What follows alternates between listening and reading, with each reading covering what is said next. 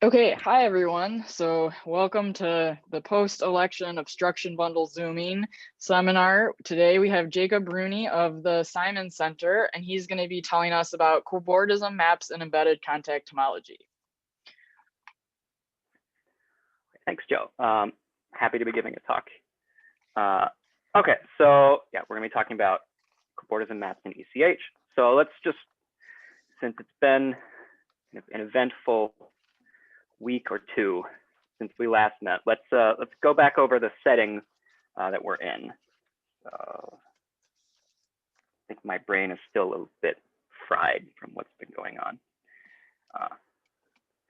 So we have a contact 3 manifold Y with contact form lambda.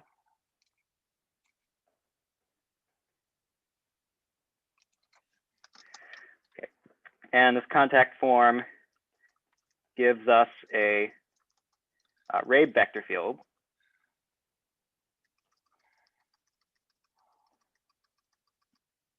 And if at any point you can't read my handwriting, just interrupt and I'll try to rewrite it more clearly or say what I wrote.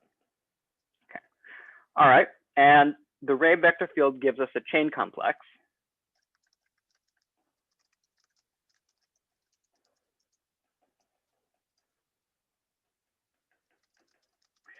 Generated by orbit sets.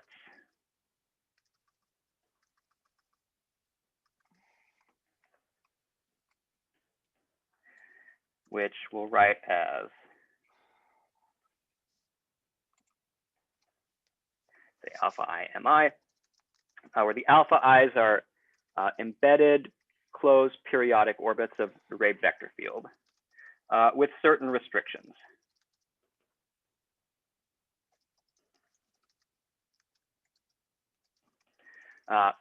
Namely that the contact form lambda should be non-degenerate and that mi has to be 1 if alpha I is hyperbolic. All right. So what's the point of this talk?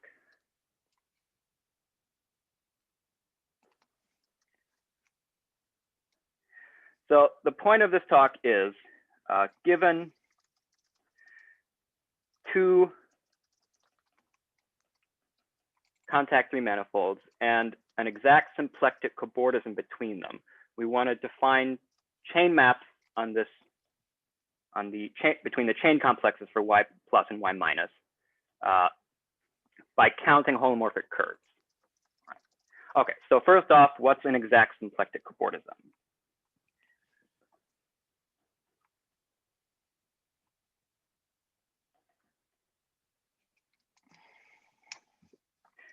Exact symplectic cobordism from y plus lambda plus to y minus lambda minus is a pair x lambda, where x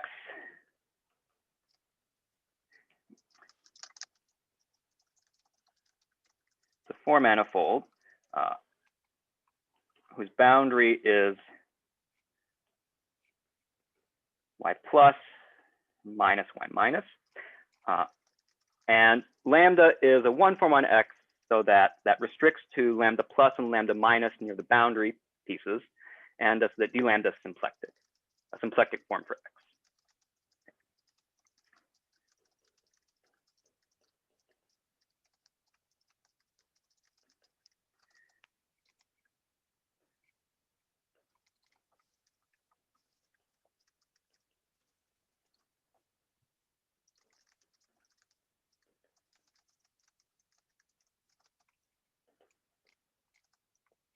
Okay.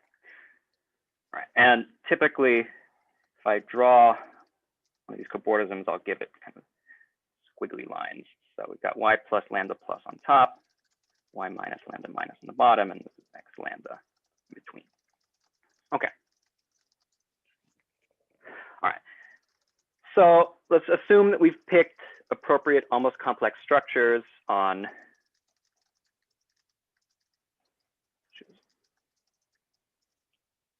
appropriate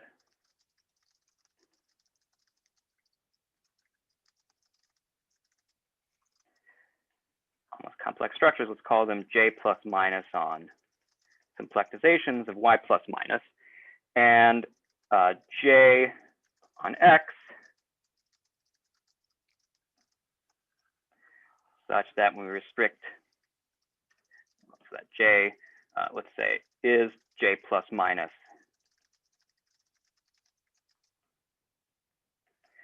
in a neighborhood of the boundary. So the boundary of an exact symplectic cobordism, so collar neighborhoods of the boundary components look like parts of symplectizations. And so you can choose this J on X to look like, to basically restrict to J plus minus in those collar neighborhoods. All right. And then we want to define chain maps, or define a chain map.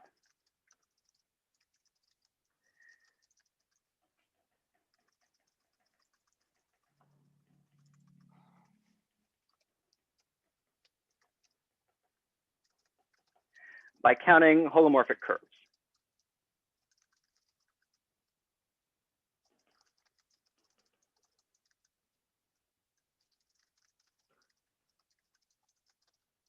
Okay, so your first idea would be to count holomorphic curves with ECH index 0 in the completion of your cobordism. So you can, right, collar neighborhoods of X look like bits of a symplectization, so you can glue half of the symplectization onto each end and get something where you can, into which you can map punctured holomorphic curves. So first idea.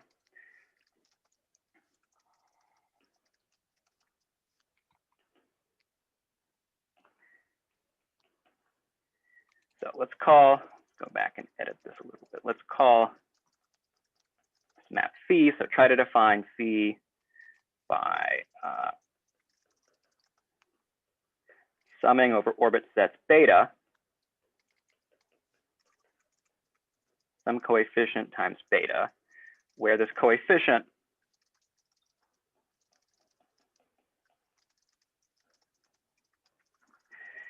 is the,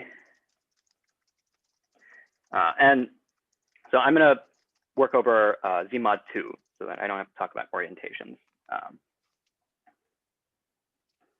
So where this coefficient is the mod 2 count of curves in the completion of X with ECH index 0.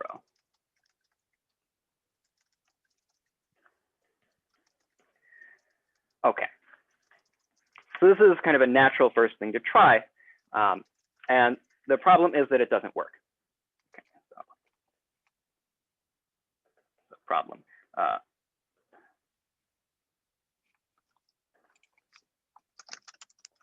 This doesn't work. Okay. So why doesn't it work? Well, we get some insight into this from an example by Michael Hutchings. So why? So Michael Hutchings gives an example where you know where you're kind of changing the contact form, and you know that the chain map you want, you know what the chain map you want should be, and you know what a certain count of holomorphic curves should be, and you know that this count should be 1. So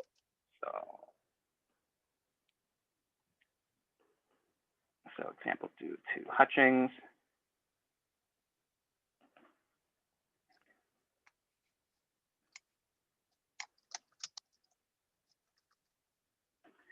You know that for some alpha and beta, this coefficient should be 1, but the moduli space of curves from alpha to beta is actually empty.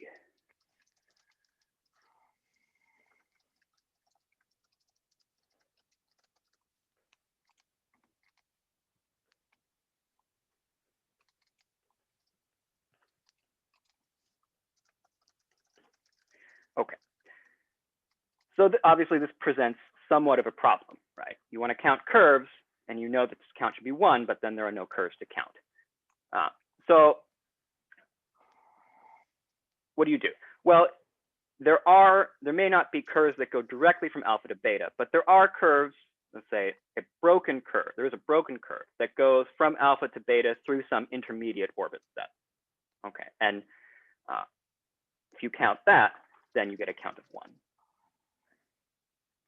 All right. So I will say here that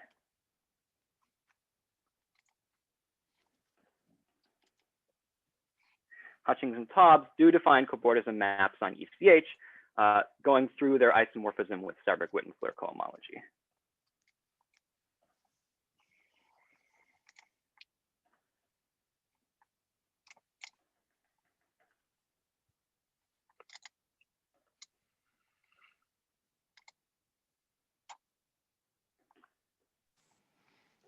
I wanted to ask, is there a written reference for this example of Hutchings?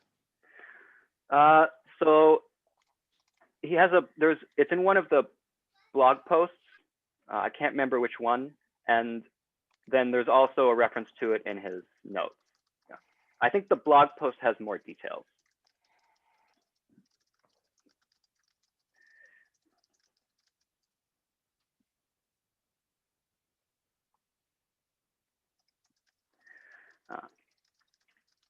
Okay, but right.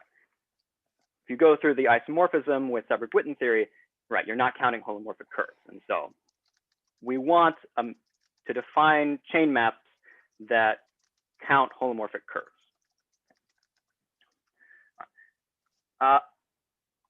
So we're going to work in this L simple setting, Bau-Honda. So let's just go back over a little bit how that works. We're going to eliminate elliptic orbits. This is going to simplify our life in trying to define these chain maps. So let's assume, as usual, that lambda is non-degenerate. And we choose some positive real number L. Okay. Then this work of Kulangiji-Honda tells us how to perturb our contact form to eliminate elliptic orbits with action less than L.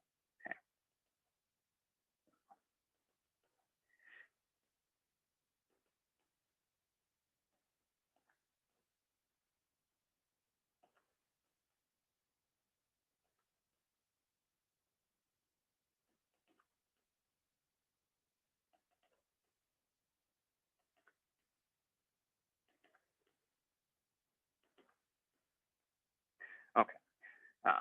By multiplying by a function that's C1 close to 1. Okay.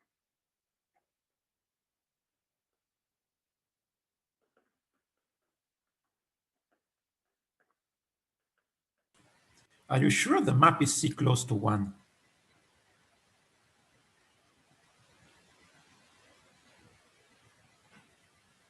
Is the question, is it C1 close or C0 close? Is that the question? Something like that. But wait, you want the rep vector field to be C0 close. So yeah, C1 is probably correct.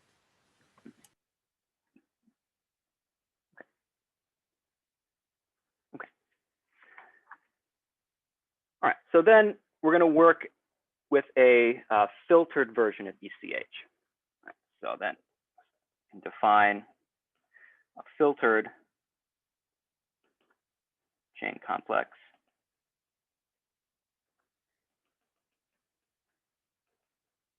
So here I'm right. So here we're working. Let's just, for the moment, assume that Y lambda J is some setup for a 3-manifold. I'm kind of using lambda to mean something else in this little subsection. I apologize for the confusion.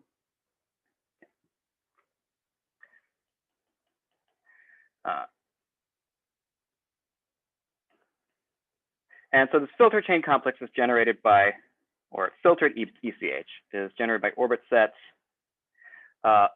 with total action less than L. Let's say.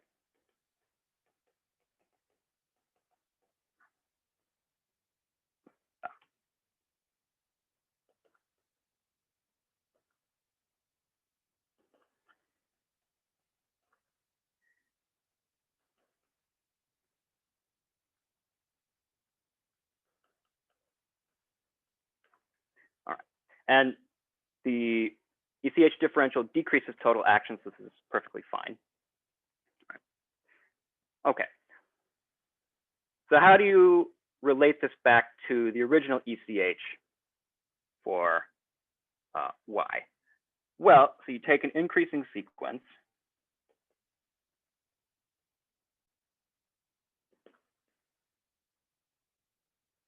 of L sub i's that go to infinity and corresponding functions f sub I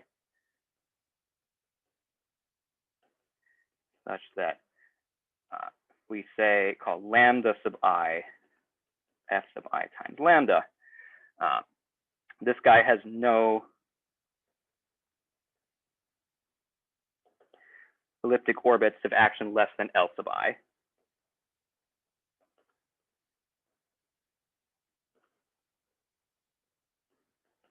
Or orbit sets of action less than L sub I. Okay, and you can do all of these perturbations, choose all of these f sub i's kind of coherently, so that there are natural inclusion maps as you go up this chain. So kind of range.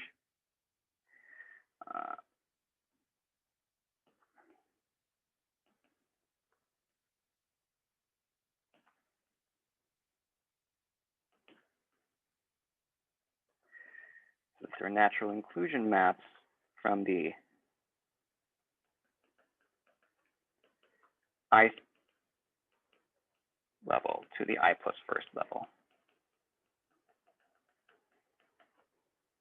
Okay, so that when you perturb away this, if you've perturbed away the stuff, elliptic orbits of action less than L sub I, when you perturb away the orbits with action between L sub I and L sub I sub plus one, you don't mess with the guys that the hyperbolic orbits that you've already kind of set up.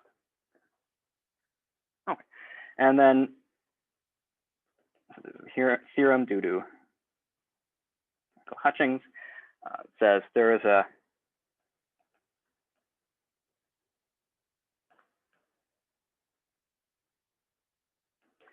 isomorphism if you take a direct limit of these guys.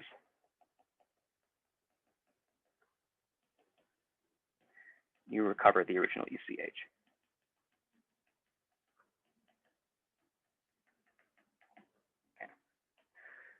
Okay. All right, so there's quite a bit of, there's some setup, okay. Is this statement does this statement use the isomorphism with Seibel-Witten?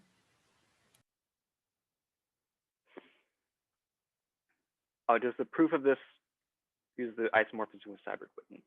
I don't remember. But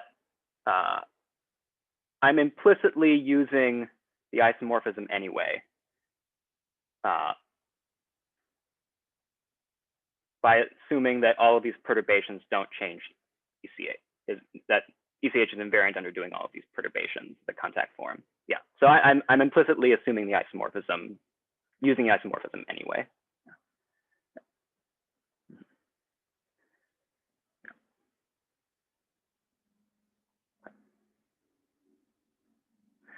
But what's the upshot of setting things up this way? Well, it suffices to define the chain maps on each level of this filtration.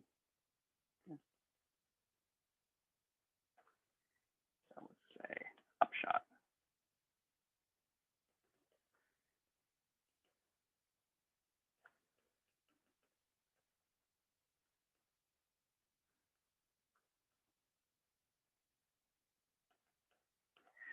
And therefore, it suffices to define the chain map when there are no elliptic, there are no elliptic orbits to consider.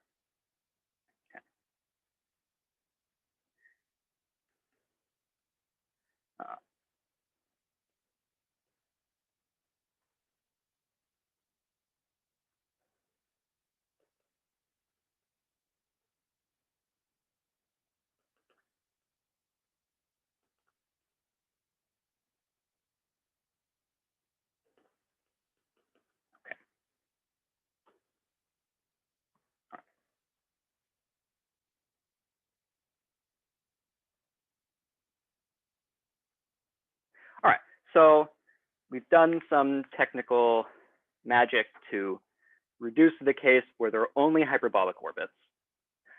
And so now you can ask yourself the question, in this setting, where things are a lot simpler, what goes wrong if you just try to count I equals 0 curves in the completion of X? That's a question.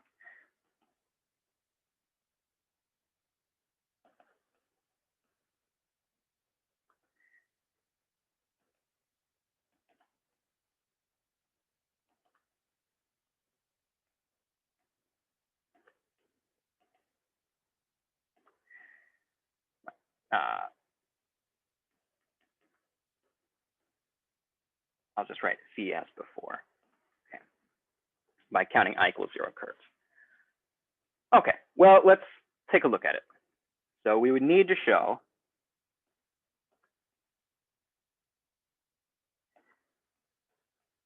that C commutes with the differential. And since we're working mod 2, this is the same as showing that this guy is 0. Okay. And each piece of this boxed formula counts certain kinds of buildings, holomorphic buildings. So let's look at, for instance, phi composed del. Right? So this counts two-level buildings.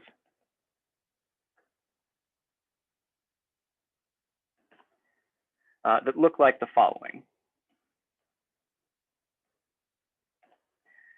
So you do phi first, sorry, you do the differential first. So you count some curve in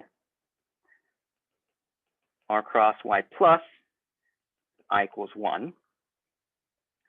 And then you have some curve in the completion of your Cobordism. So something looks like this, maybe. Maybe it looks like that. So here's the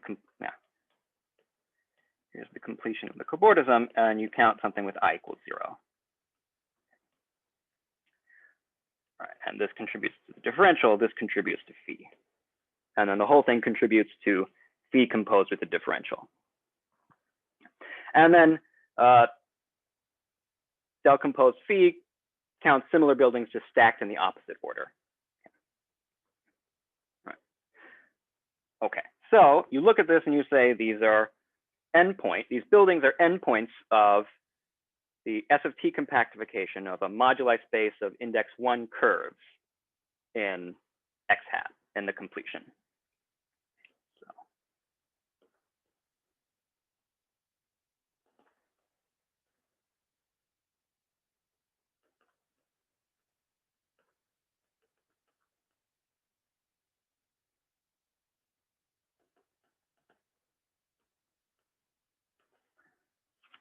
How am I going to write this? Let's say.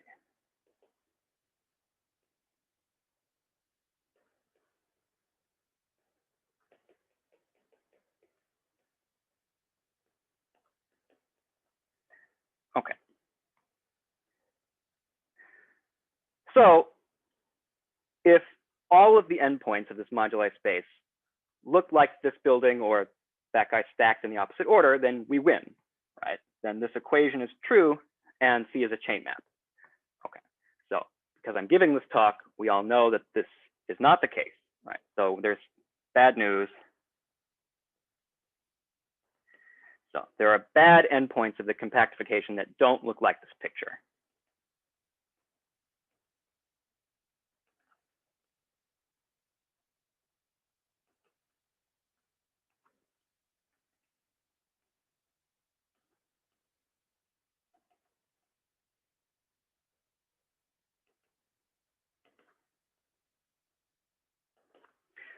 And where the Cobordism level has negative ECH index.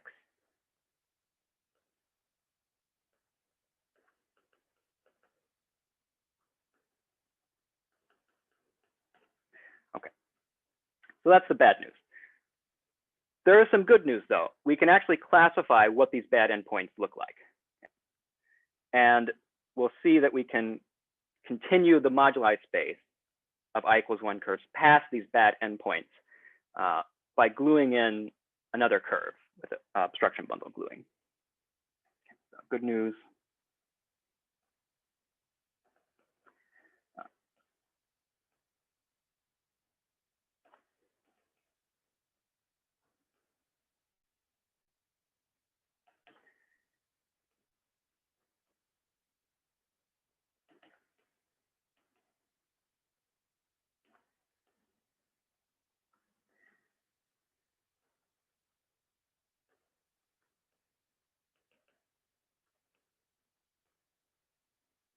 Continue the modulus space, and we hit one by gluing in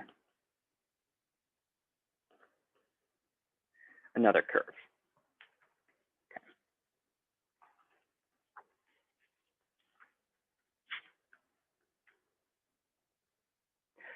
All right, so what do these bad endpoints look like?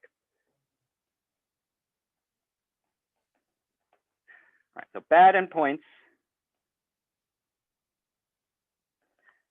of the compactification are two-level buildings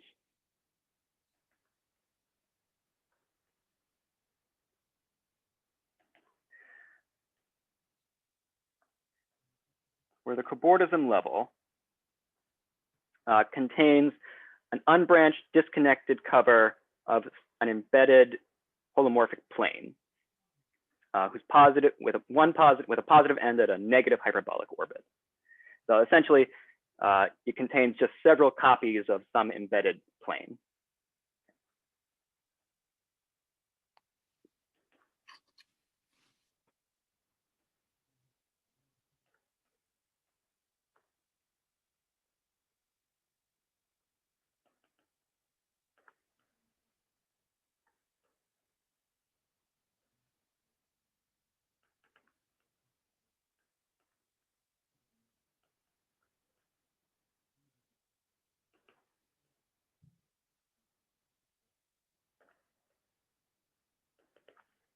Okay, so for a schematic picture of what this looks like, so I've got simplexization of y plus up here, and we'll say something like that.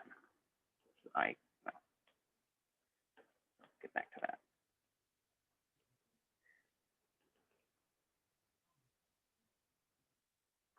So you have, say, several copies of some plane. I drew two here. All right. And if there are n copies of this plane, then the top level is going to have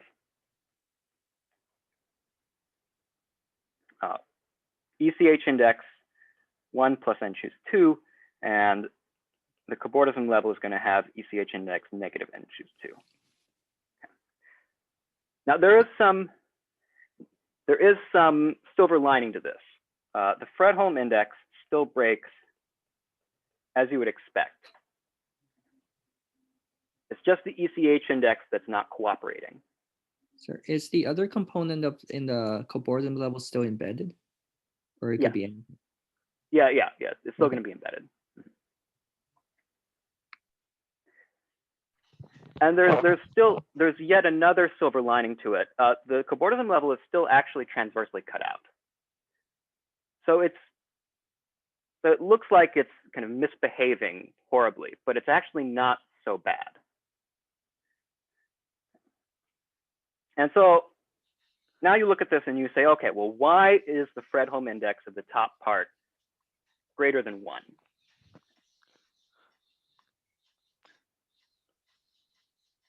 And let's just give these some names, say U plus and U minus.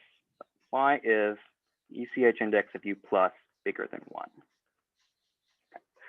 And the answer is, well, because it has several negative n's with multiplicity 1 at the same negative hyperbolic orbit. Okay, the picture is slightly misleading here. There is no self-intersection here. It's difficult to draw multiple n's at the same orbit without it looking like that. Okay, so answer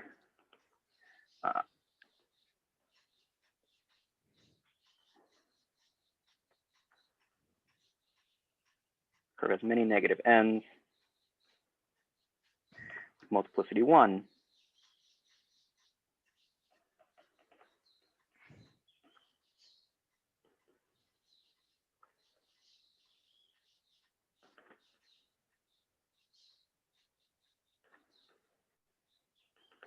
The same negative hyperbolic orbit. Let's just call it gamma, just to give it a name.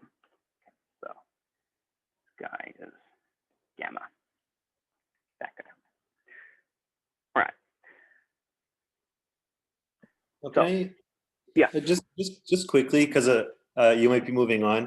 Can you just say a couple words about is the proof of the theorem, is it relying on some automatic transversality, or are you using some like generic hypotheses, or maybe just like an idea of what's going on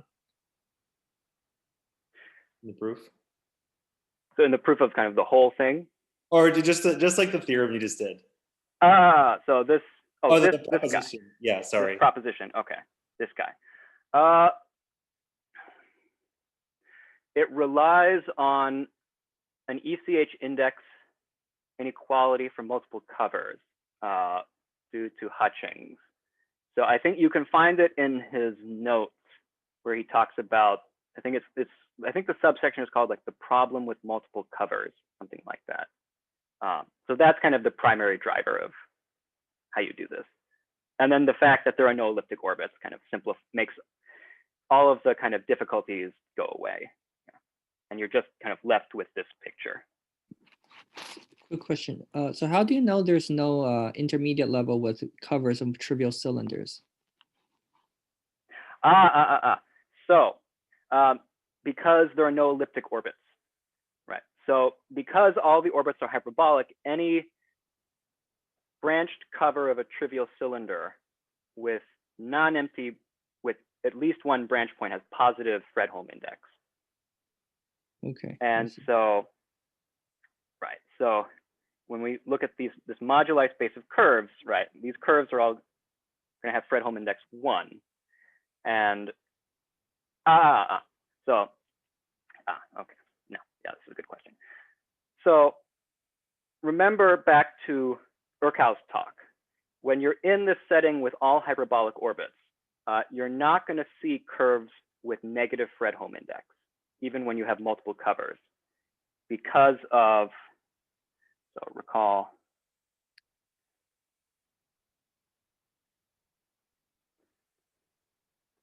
Urkow's talk, if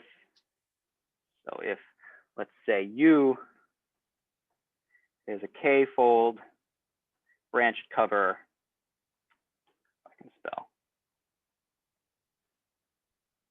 of some somewhere injective curve V, then the Fredholm index of U is K times the Fredholm index of V plus some count of branch points, right, where this guy is non-negative. Right? I see. Thank you. Yeah. So yeah, they're because of the Fredholm index, you can't, and because we're in this setting with no elliptic orbits, you can't have any intermediate levels. Okay. Thank you. Yeah, it's a good question. I still have one question about the most recent thing you said. Is it a question of U plus having the wrong partition at its negative ends because of those two ends going to the same orbit? Exactly. Yeah. Okay. Yeah. The problem is with the partition. Yeah. And only with the partition. Yeah. Okay. Right. So then right, if the problem was with the partition, it stands to reason that you would want to repartition. Right? And one way you could do that is to try to glue in a branched cover of a trivial cylinder to take kind of what looks like a bad partition and make it a not as bad partition. So let's quantify this a bit. So I think Michael mentioned in his talk that curves, say, that are counted by the differential or that have the same ECH and Fredholm index satisfy some pretty restrictive requirements on the multiplicities of their ends, on the partition at the ends at a given orbit. So let's let's do some setup. So let's say I have some curve U, and let's say, or let's just say we have a general curve U. Okay. So if, how am I going to write this? So let's say U has negative ends of multiplicity, let's say Q1 through QK.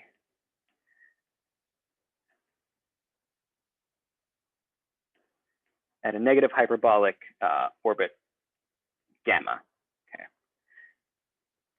Right. Let's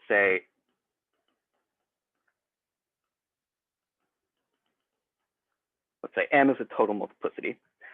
Then you can show that if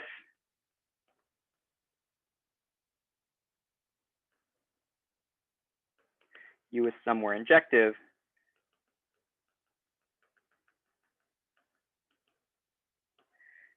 and they have the same, it has the same ECH and Fredholm index, then this partition is completely determined. So you have as many double covers as you can, either all multiplicity 2 ends or a single multiplicity 1 end if M is odd. And this is more complicated for elliptic orbits, and it's slightly different for positive hyperbolic orbits. Okay, well, you can, right, so any other partition, if you have a curve with any other partition besides kind of this preferred one, all that does is it bumps up the ECH index relative to the Fredholm index. And you can quantify this.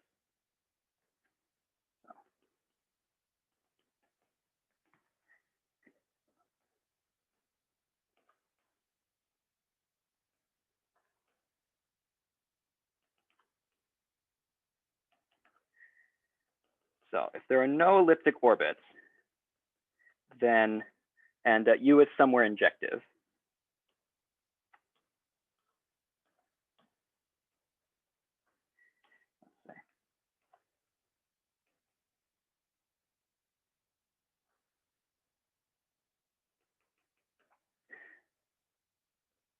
so you have the usual ECH index inequality where I of U is at least the Fredholm index plus a count of self-intersections.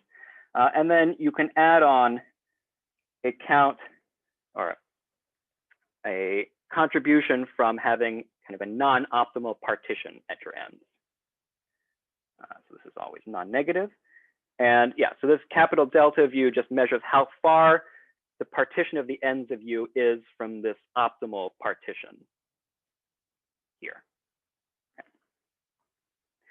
And you have an explicit formula for it also.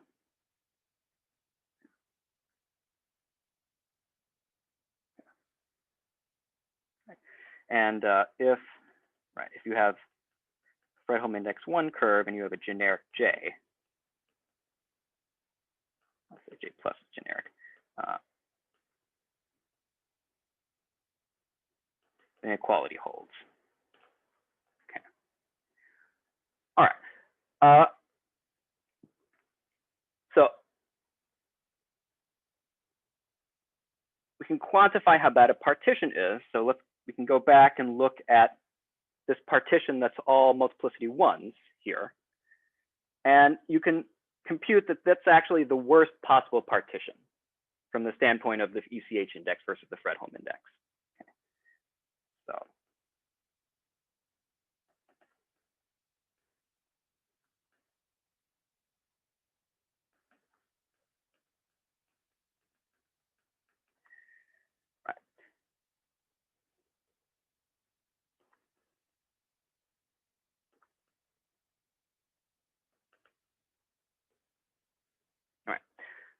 and then you ask yourself, well, what's the second worst possible partition?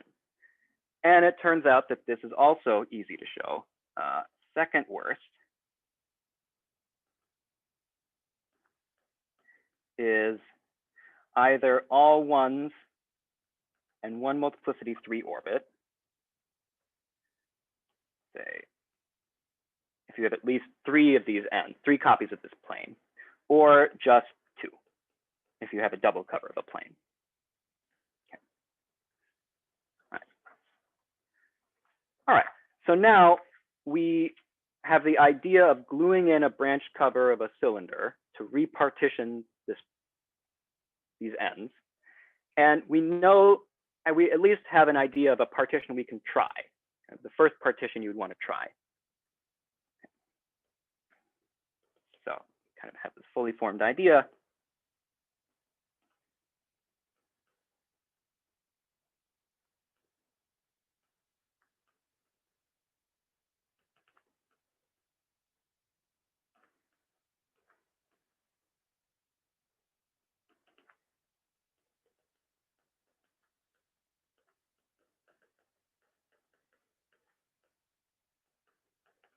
Okay. All right.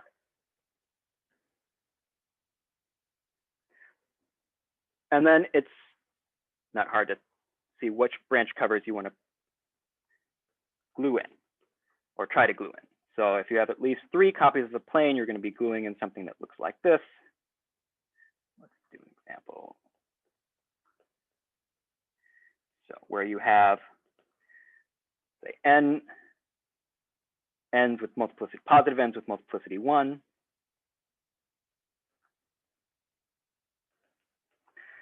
N minus 3 ends, negative ends with multiplicity 1.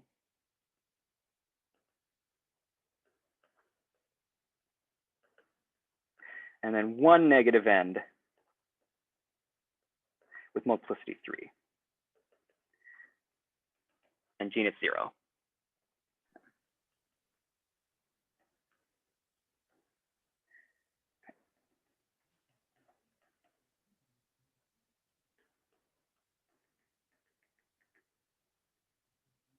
I thought gluing trivial cylinders will increase the Fredholm index. It will, yes. But we essentially have no choice. Okay. If we want to, any curve that we're going to glue in is going to bump up the Fredholm index. Uh-huh. Yeah. But if the goal is just to repartition the ends, then this is kind of the simplest thing you can try to glue in to do that. Okay. Yeah. And then if n is 2, then you're just gluing in more or less a pair of pants. And right, Johan is right. This is going to increase the Fredholm index. So you can show that, so for instance, we're going to work with the general case, or most of the cases look like. So if we have some moduli space of branch covers,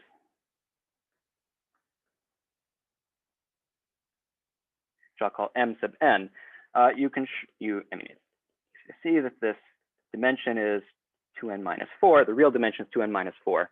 And if you set up the obstruction bundle over this moduli space,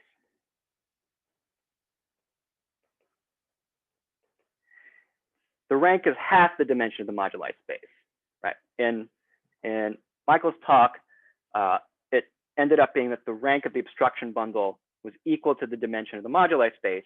And so when you computed a count of zeros, you were actually just computing the count of a discrete set of points. Here, the 0 set of the obstruction section is going to be positive dimensional. And so the picture we get is more like this, where here's our moduli space, and we've glued our way into a higher dimensional moduli space like this.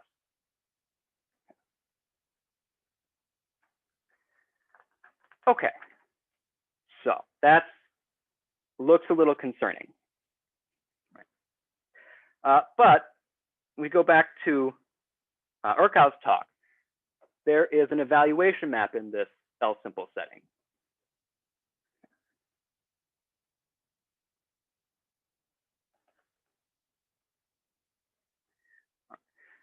So remember, in this setting, right, the D-bar equation is linear for curves that are close to and graphical over a trivial cylinder. And so say, just draw a picture, illustrate what I'm saying.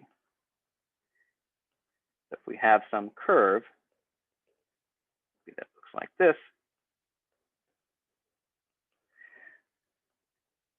then if we're sufficiently close to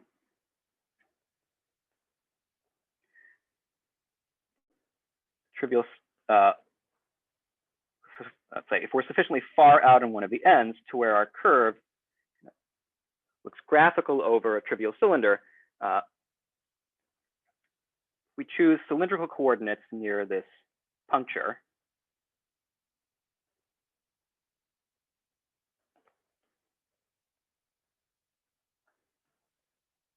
Say ST.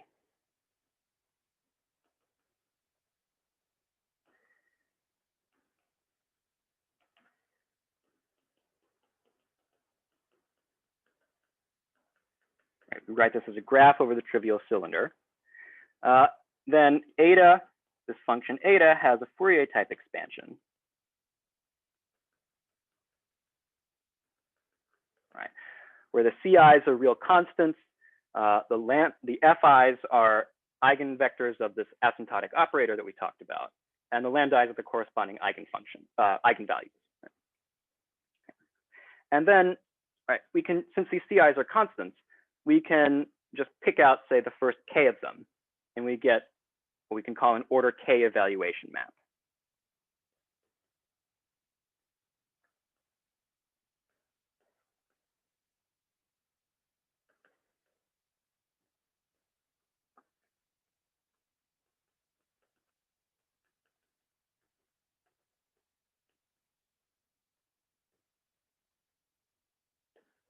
Okay. And you can even take these asymptotic coefficients from several ends, and you can do whatever you want with this. All right. So it turns out that with the right setup, you can actually cut out a just copy paste here. You can cut out a one-dimensional family inside of this big moduli space we've glued ourselves into by just taking the pre-image of a point under this an appropriate evaluation map.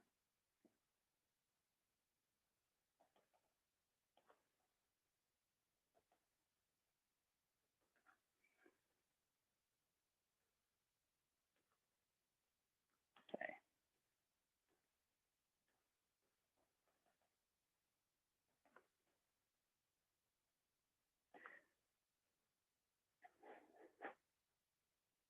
So say by taking pre-image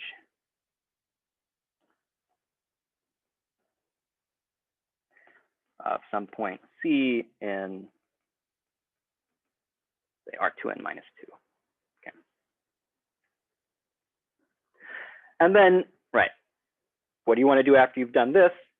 You go off, right, this goes off somewhere in the moduli space, hits a new endpoint, and maybe that endpoint is better for you. Okay. Maybe, can you, I'm a little bit confused by the picture.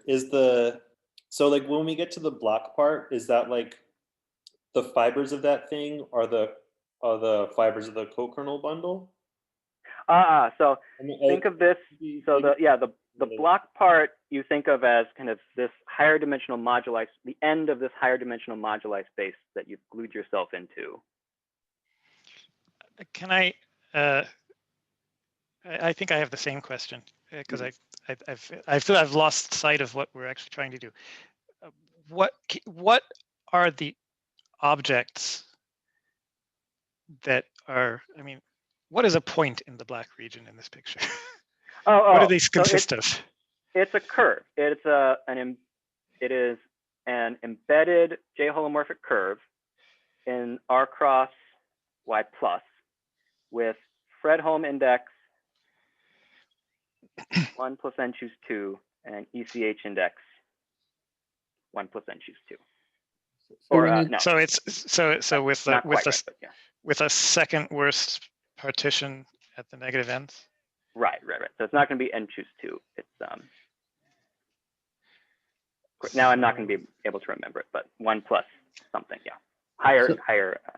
And so that's supposed to be something that you obtain from 4. gluing the original bad endpoint to a branch cover of trivial cylinder. Right. Yes. So you glue this branch cover to the top level of this bad endpoint. You get some curve with. So yeah, I switch them. The ECH index is still going to be 1 plus n choose 2 because you've glued in a branch cover of a trivial cylinder. But now, right,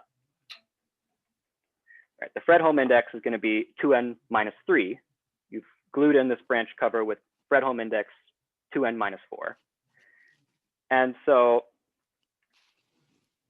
then you take the evaluation map, you take the pre-image of an appropriate point, and that's actually going to cut out a one-dimensional subset of this higher dimensional moduli space that is kind of the block part that I've drawn.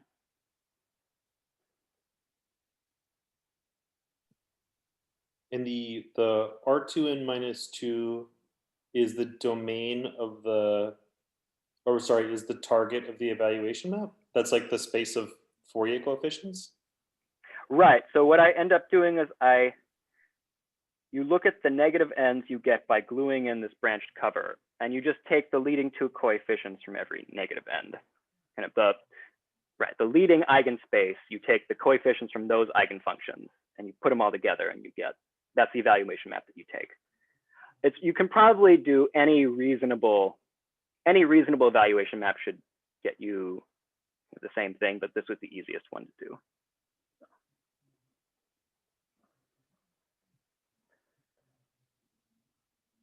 I'm quite confused because the curve you want to glue stuff to has Fredholm index 1. Right. So it lives in a one-dimensional moduli space, but which is, I mean, the extra direction is just translations because it's you're on a cylinder. Right. So right. If you mod out by translation as you would expect, you don't actually have this nice line. You have just one point in your modular space. These are the line that I drew are curves in the completion of the Cobordism. So I had some one-dimensional moduli space of curves in the completion of the Cobordism. Okay, so this is the modular space that breaks, and the point right. where you hit this wall is the curve that you broke, at which you broke. Right. So this endpoint I drew is the building with the negative ECH index Cobordism level, and then okay. I'm gluing in the branch cover to the top piece to kind of get this red piece that I've drawn. So the red piece is not actually, it's still a building, or is it just the top? You're just remembering the top level? I'm remembering you're just gluing to the top level, and you think of the bottom level as just coming along for the ride. Okay, I see. Yeah,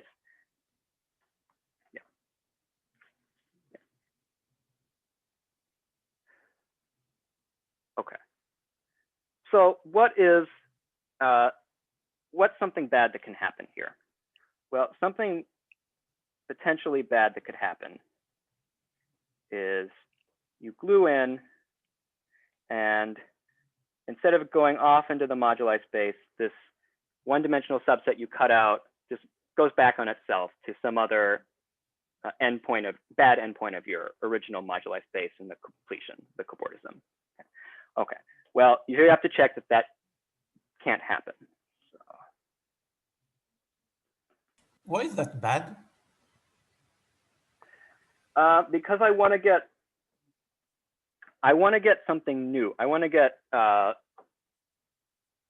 this whole procedure is designed to take one of these bad endpoints, these buildings at a bad endpoint, and kind of massage it to get some configuration of curves with total ECH index 0 that I can reasonably say can be counted by a Cobordism map.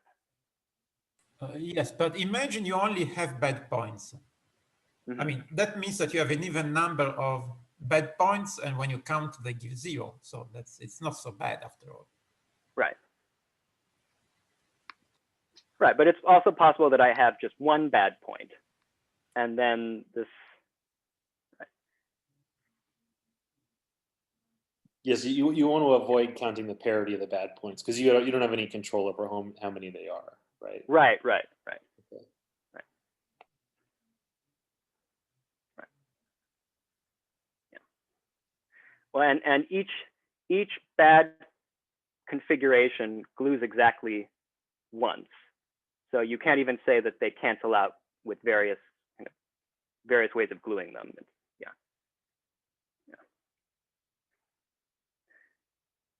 Okay, so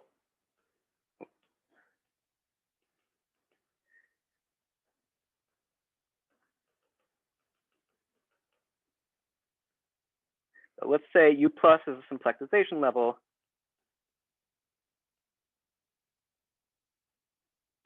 For that endpoint, then we can glue branched covers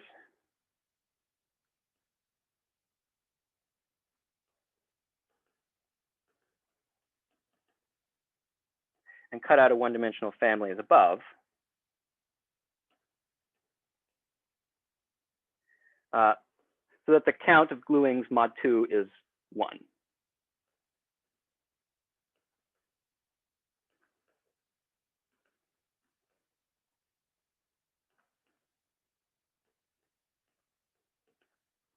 Okay, so if this picture happens, then there has to be some other bad endpoint.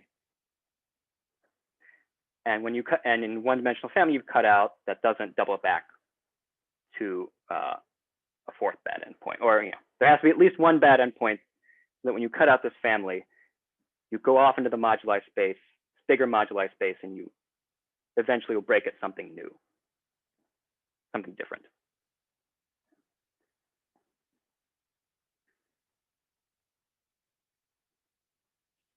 Is this not actually saying that you can have this come back and forth and it literally just cancels in the count?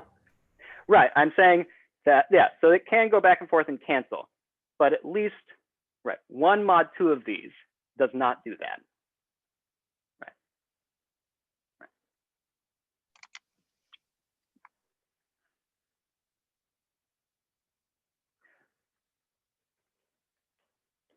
And so if you choose this point C carefully,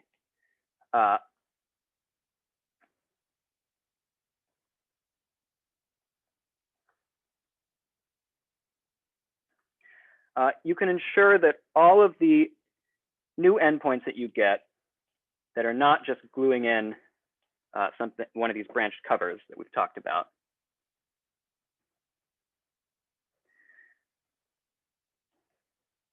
And by choosing C carefully, I mean by very carefully defining what you mean by a generic choice of C.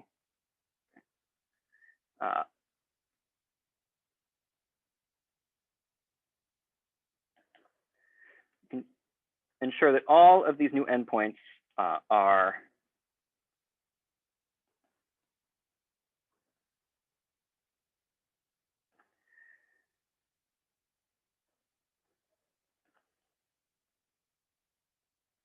two-level buildings of the following forms. Okay, either, let's say, two-level buildings, B minus, B plus. So either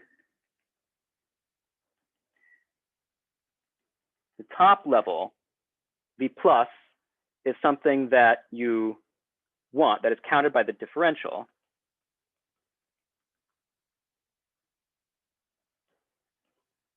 Oh, I don't know what happened there.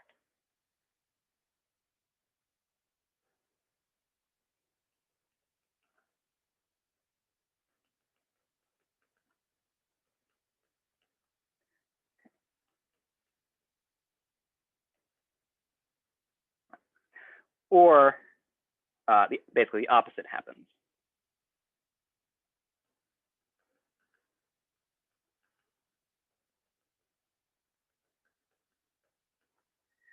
And then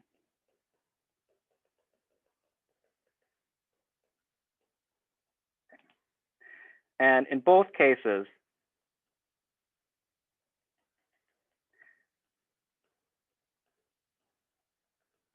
the other level is still mapped to this point C by the evaluation map. So I'll draw a schematic picture of, let's say, option 1. So we can take this picture.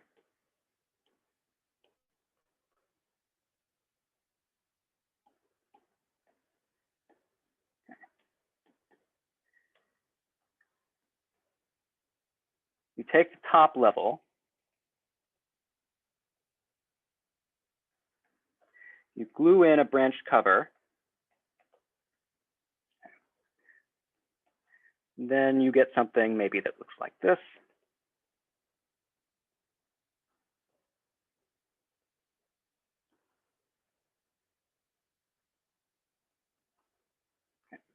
Oh, that does not look quite right. Okay.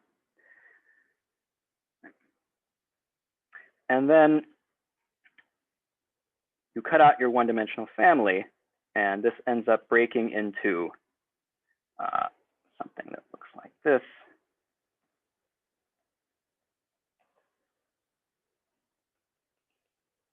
And maybe something that looks like this. Okay, so B plus, B minus.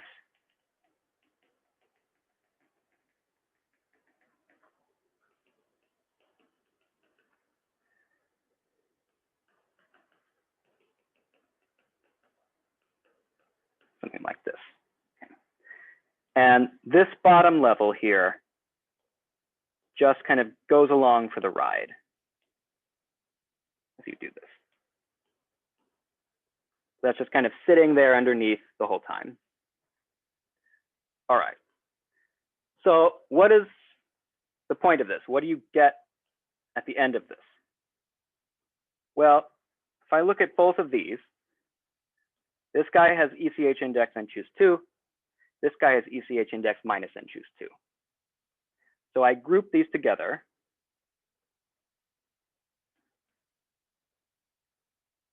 This is total ECH index 0. And I count a configuration like this in my definition of my chain map phi. Right. So this, I have to count configurations like this when I define phi in order to get an actual chain map. And if you, right, and so there's a kind of big, long, formal definition of what exactly these guys, for configurations like this, I call them ECH buildings.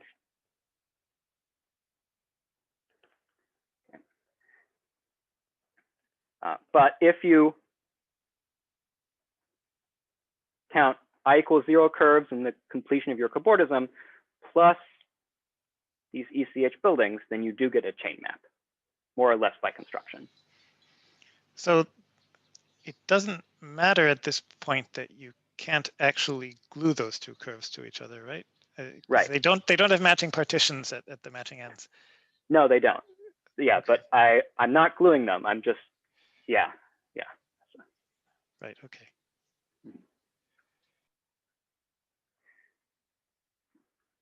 And this case, you do something similar. You have to do a little bit more work, but you can get something similar.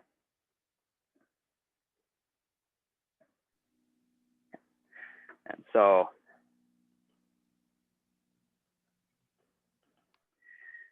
if we count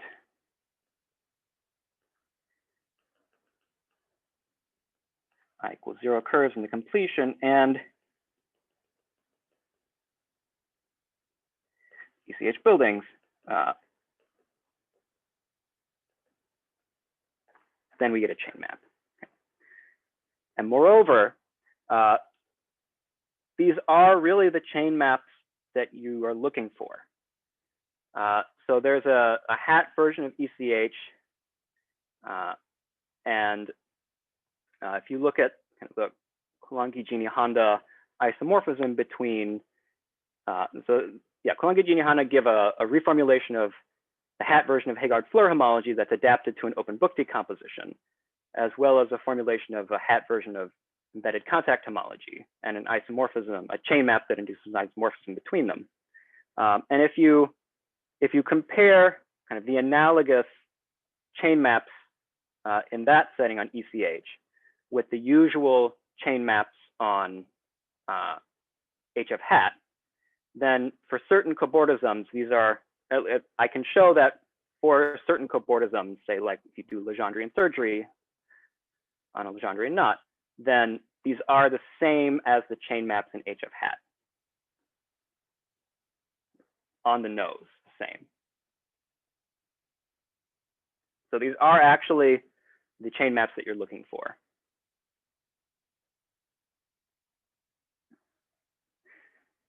And these are, right, these are not, right.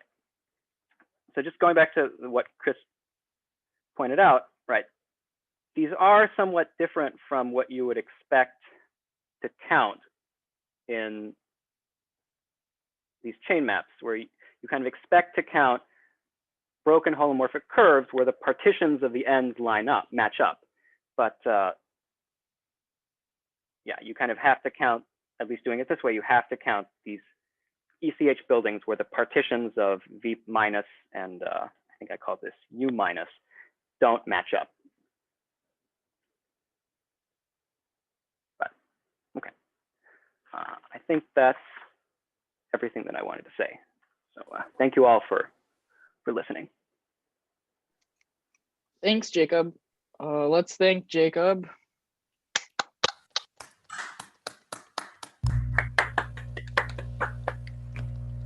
And then, does anyone have a question they want to ask while they're being recorded? It feels ridiculous to ask. I don't mind if we record it or not. Okay. So, what does it mean to count something which is, well, I'd say not isolated, because the top level has index 2n minus 4. So so you're counting these curves where, right, the top, this guy, you're only counting ones that map to this given point under the evaluation map. So yeah, so that's kind of the. Okay, thank you. So that does reduce it to a discrete count. And another question: what does go wrong if you add elliptic orbits? Then, if you go back to kind of this picture, you'd have more kind of bad endpoints that you'd have to consider, right? And so the one of the main advantages of working with no elliptic orbits is that the bad endpoints you have to consider are kind of, there's just kind of one type bad endpoint you have to consider.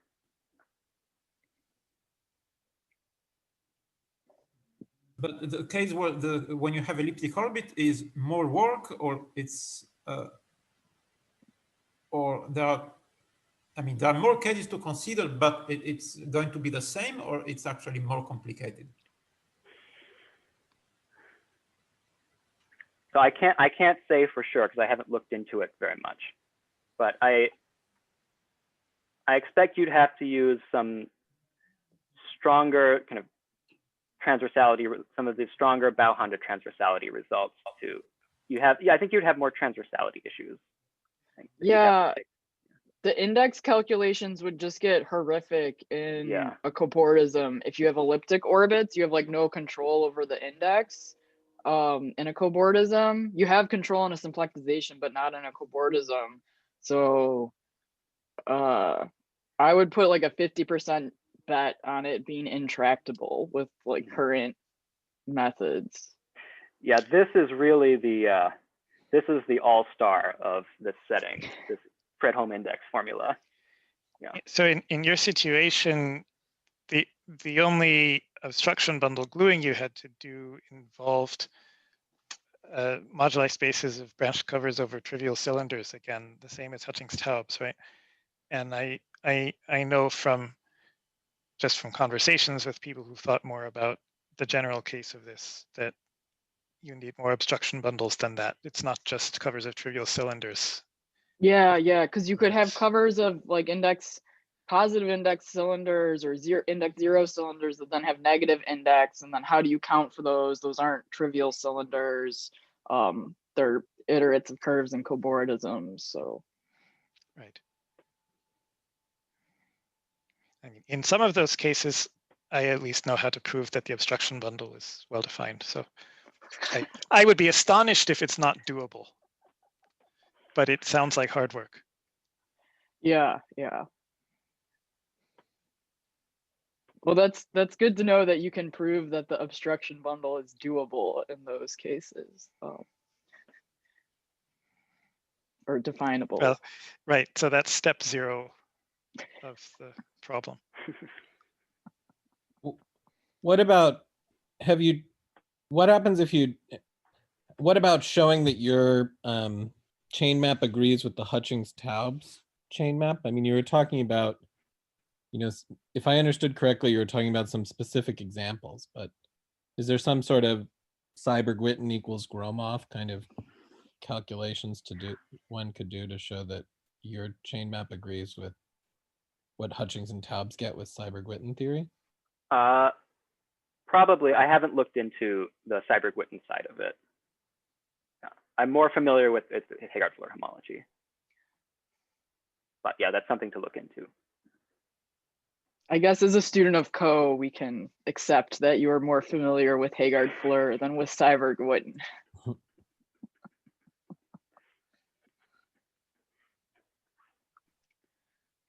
I have a question. Well, it might be a small technical question.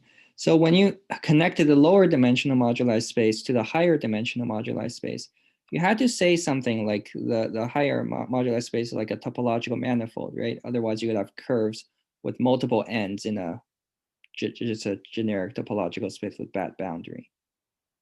So this picture I drew, right? This is a schematic picture. Okay. So this is, yeah. So you're not actually gluing this one-dimensional moduli space to this block-like thing. This was just kind of a picture to illustrate. You cut out a one-dimensional submanifold of this bigger moduli space, and then you kind of forget about this. Okay, I see. And then you just treat this as your new moduli space of curves and count endpoints of that. I see.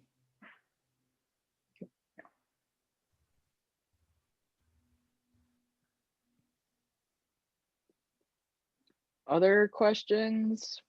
Wait, I'm still a little confused, but the red curves are moduli spaces in interior, right? What if they have multiple ends of their own when they approach the boundary? So this is why I said you choose this, the point that you're taking the preimage of under the evaluation map carefully, or carefully define what you mean by a generic choice of this point. If you're careful enough about what generic means, then you always get something that's two-level curve, a two-level building. Yeah. Okay, thank you. Yeah. Can you say a little bit about what how that point is chosen? Because it does support what sort of how the curves twist at their endpoints and that kind of stuff. So it could be geometrically interpreted, right? It's more just that you have to recursively define what your generic choices of C are. And you start with like low dimension, kind of one-dimensional moduli spaces, and you kind of recursively define it based on what the dimension of your moduli space is. Yeah, you have to build in a huge amount of transversality to the evaluation map on higher dimensional moduli spaces. Yeah.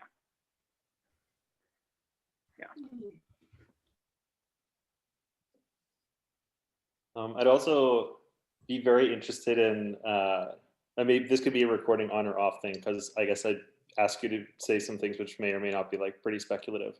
But okay, here, I'll stop the recording.